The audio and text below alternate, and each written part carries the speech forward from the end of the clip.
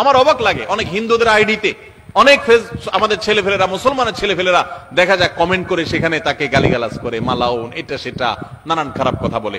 আমাদের সাহাবীদেরকে আপনি দেখাতে পারবেন যে তারা কোনো অমুসলিমকে গালিগালাজ করতেন? অন্য ধর্মের মানুষের প্রতি সুন্দর আচরণ করবে, সে ইসলামের সৌন্দর্য বুঝতে পারবে। আল্লাহ তাআলা আমাদেরকে হেদায়েত দান করুন। হরে কৃষ্ণ। তো দেখেছেন ভিডিওটা? তো আমি যদি বলতাম তাহলে আপনারা হয়তো মানতেন না, আপনারা ভাবতেন যে কি বলছে এই সাধুর কথা, আমাকে গালি দিয়ে আপনারা চলে যেতেন। কিন্তু আমি আপনাকে ভিডিওটা দেখালাম, আপনাদের দেখালাম। এবার দেখুন, যারা অন্য ধর্মের লোক আছেন তারা দেখুন আমার ভিডিওতে আপনারা অনেকে অনেক কিছু কমেন্ট করেন। এই যে হুজুর যা বললেন এমনই তো করেন, আপনারা উল্টোপাল্টা কমেন্ট করেন। কিন্তু ওনার কথা অনুযায়ী কোনো প্রকৃত মুসলমান এমন কাজ করবেন না, এমন কমেন্ট করবেন না। তো এর জন্য যদি বলছি, আমার ভিডিও যদি আপনার ভালো লাগে তাহলে দেখবেন, লাইক করবেন। যদি ভালো লাগে, যদি খুব সুন্দর হয় কথাগুলো, খুব সুন্দর বা ভালো হয়েছে লিখে চলে যাবেন।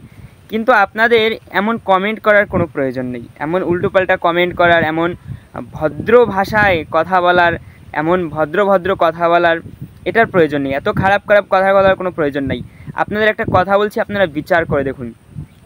আপনারা আল্লাহকে বেশি ভালোবাসেন, বেশি পছন্দ করেন। এবার আপনার আল্লাহর নামে যদি কেউ উল্টোপাল্টা কথা বলে, আপনি সহ্য করতে পারবেন? আপনার শরীর সহ্য করতে পারবে না। ঠিক তেমনি আমাদের ভগবানের নামেও কেউ উল্টোপাল্টা কথা বলে আমরা সেটা সহ্য করতে পারি না, তা আপনারা নিজের ধর্মে হোক বা অন্য ধর্মে হোক।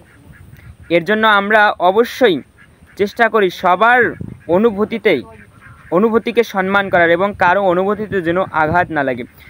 দেখবেন না যে হিন্দুরা আপনাদের হুজুরদের ভিডিও দেখে তার ভিতরে গিয়ে উল্টোপাল্টা কমেন্ট করছে, না, এসব করে না। কিন্তু আপনারা করছেন দিনার দিন, এটা ঠিক না। আমার ভিডিও যদি আপনাদের ভালো লাগে তাহলে লাইক করবেন, শেয়ার করবেন, ঠিক আছে, ভালো। কিন্তু আমাকে উস্কাবেন এমন উস্কানিমূলক কোনো কথা বলবেন না, এবং আমার ভিডিও দেখে আপনারা নিচে উল্টোপাল্টা গালিগালাজ করে কমেন্ট করবেন না। আমাকে না, শুধু কোনো সনাতনী ভাই বোনদের এমন কমেন্ট করবেন না। তা আপনাদের সবাইকে প্রণাম। হরে কৃষ্ণ।